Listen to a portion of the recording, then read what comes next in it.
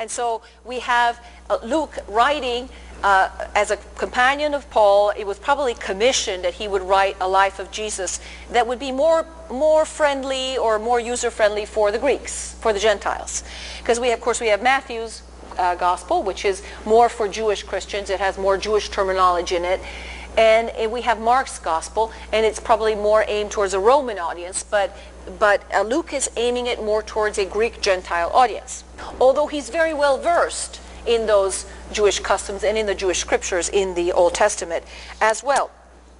So we can assume probably that he wrote this gospel sometime around 63 or 64 AD, because the Acts of the Apostles, which is the book he writes right after Luke, ends right at this time.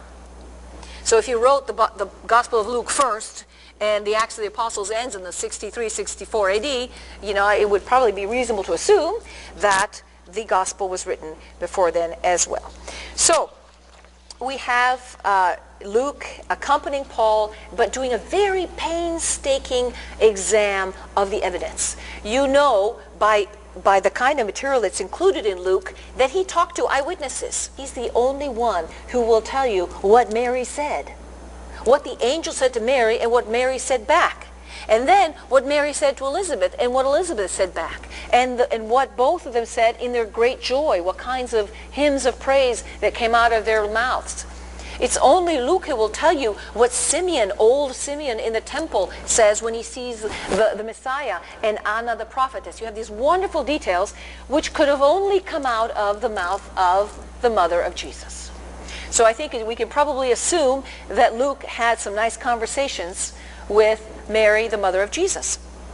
And the timeline coincides with that as well, because we know that tradition has her dying probably right around the time of the Council of Jerusalem in the year 50 AD. So, there was some time for him to gather some information from the Blessed Mother and also from other eyewitnesses. There's also obviously probably very little doubt that he probably used the prior Gospels as material, as source materials. Whether he used Matthew, whether he used Mark, we know that he used the same sources that they did as well.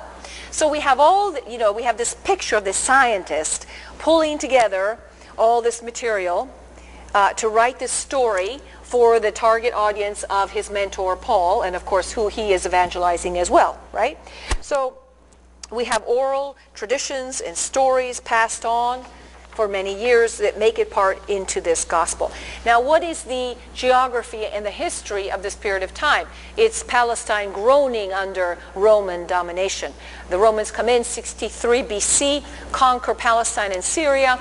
So you have the overlords, the Roman overlords with Pontius Pilate, the procurator who is the big kahuna in the whole, of Palestine. And then you have the second layer of the puppet client kings, the Herodians, who basically ruled at the pleasure of the Romans. And then you had all the little petty landlords and rich people under here. And then you had, the scum of the earth, unfortunately right here, who were what? The tax collectors.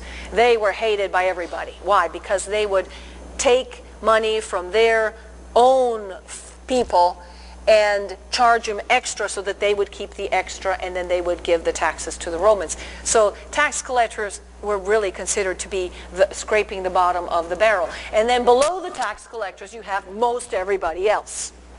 And those are the people who Jesus is primarily referring to, although Luke tells us that Jesus also made quite an impression in the high society of the time, because Johanna, wife of Chusa, Herod's steward, is one of Jesus's disciples. So here's a person who lives at court, at the court of a king of the time, who is used to a certain lifestyle, who has certain perks and advantages in life, and yet she too is counted and named here by Luke as one of the disciples of Jesus. So we have, that's the historical context. The geography, of course, is Palestine.